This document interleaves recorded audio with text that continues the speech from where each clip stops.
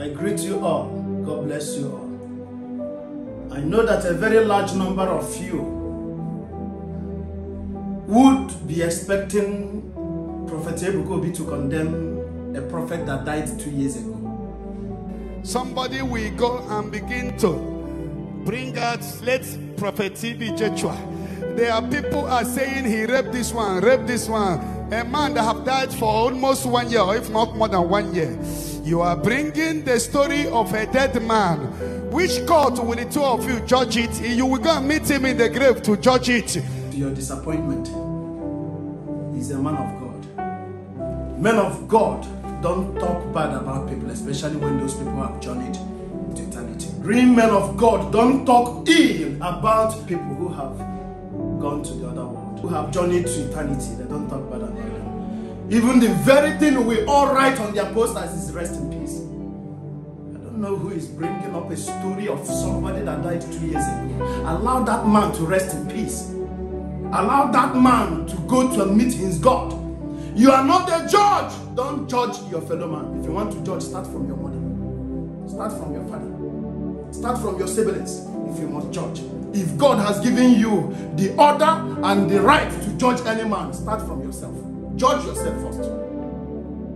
In any way you feel that you're better than that man, in any way you feel that you're better than that man, Jesus asked that question. Any of you here that is righteous according to the standard of God, any of you here that is righteous, let him be the first to cast the stone. The Bible says they began from the eldest. They began to live from the eldest till the youngest, till the least. The ones that knew it all, that judged that woman to be a fornicator, to be an adulteress.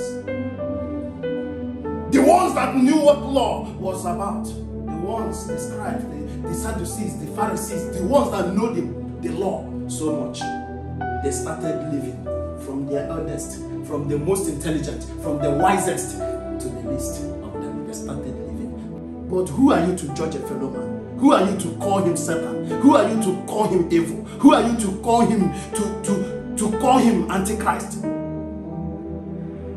Who are you to call him a witch or a wizard, a vampire? Who are you to judge him? To destroy the integrity of the man of God. This is what Jesus says. There will be a lot of persecution. This is the activities of Antichrist. There are so many church leaders that are living a terrible life. Yes, we know that. But this game you see on social media is deliberate. Some people are sponsoring it. It's all over the world to destroy the church. You have no right to judge another man's servant. You have no right. It's not given to you. This man has died 2 years ago. Can we move on? Can we ask God to bring more prophets? The ones that we will call good, perfect, and the holy prophets. Can we ask God to bring those ones? Tell me, go from the Old Testament, see how prophets were treated.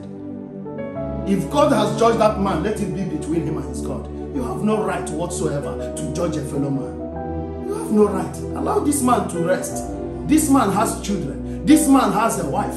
This man has brothers and sisters. This man has people around him. Loved ones. This man has people that he has helped. What are you trying to create? What narrative are you trying to create in the mind of people? And because you are doing it, you thought you are doing it to him. You are doing it to entire Christendom. You are doing it for anyone God will raise tomorrow to be a prophet of our time. You are doing it that people will dislike him. People will never trust him. People will never like to associate with him. People will generalize the evil of one man as you want to narrate. People of evil of one man and generalize it to all. That is what you're trying to say. It's a wrong narrative. Disease from it.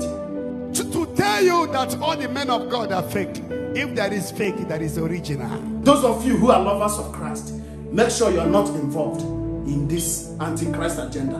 Once one is defeated, all will go to the attacks. They may not have the immunity to survive it. They're changing the mindset of youth that this is how prophets are. Go and listen to those who are talking about it. They say your pastors are involved. Go and listen to them. They say that your pastors are involved. that your pastors are involved, the prophets are involved, that all of them are involved. Go and listen to what they are selling. Go and listen to what they are selling to generations that are coming up. Who will hear such a thing and start to embrace men of God? No, they will run away from them, and the anointing of God will be mocked. They are mocking the anointing of God. If this man called himself a prophet and displayed one or two things, why can't you preach the good things he did? Why are you preaching, if you have evidence, the bad things you believe he did, he committed? Why are you preaching that one? The other day, a girl came out and said that Apostle Suleiman slept with her. Did you watch it that time? I was one of them that spoke at that time. I don't know these people. But when a girl came out and said that somebody slept with her, that she's now born again, she wants to confess. Why didn't she confess the whole people that slept with her? Why will it be only one person? That means it's set up. This is a game. Some of them are collecting money to discredit the church. Careful. Listeners, those who have subscribed to online or media, be careful what you listen in the media. Be careful what they sell to you. You were expecting Prophet Ebukobi to come and start condemning a man who has journeyed, who has left the world. Is this how you mourn your dead? Is this how you mourn your dead? Is this how you respect the dead? What was the very reason why Tobit was blessed? The only reason why Tobit was blessed was because he had so much respect for the dead. He was going about burying their dead bodies. Tobit was going about blessing the dead bodies, blessing them, praying for them, burying them. That was the reason why he had intervention of God. That was why God blessed him, and he's remembered. He is remembered till today. Your own is to be judgmental, to condemn men of God, to condemn them. And what they're selling to us is, this is how all your men of God, this is what they do. They say, touch not anointed, but they're touching women's private parts. Look at what they're selling to you, so that you will look down and spit on the anointing of God, on the holy things of God. That was the mistake and the error of the son of Nebuchadnezzar the king, who took over after his father. The successor of King Nebuchadnezzar, that was his sin, because he didn't add value, he didn't place value on the holy things of God. They invaded the Israelites and took all their holy cups, all holy items, holy articles of prayer, and went there and were using it for party. We're using it for merriment. And the hand started writing on the wall. Once hand started writing on the wall, he could not understand it again. He had to summon a prophet, Daniel, to come over. And a prophet came and interpreted the handwriting on the wall. And that handwriting meant his death. The handwriting was his doom.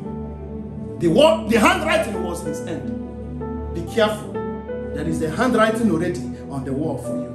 The judge of our own time. The judge of our own time. There is handwriting. You cannot even read it.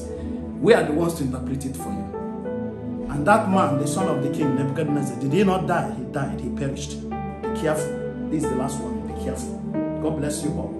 God bless you. You lovers of good things, you lovers of Christ, continue remain in faith. Do not allow anybody to talk ill about you. If the man did what is wrong or what is not, is unheard of, if he did it, I am not promoting it, but it is not in my office to judge him. I cannot judge him. I will not indulge in them, and I will not allow anybody around me to indulge in them. I will pray for them, I will preach to them, I will not have them commit evil. But is in my office to judge a fellow man, to judge another man, to judge another man's servant? I will not judge. Let it be between him and his God. God bless you. It is well with you.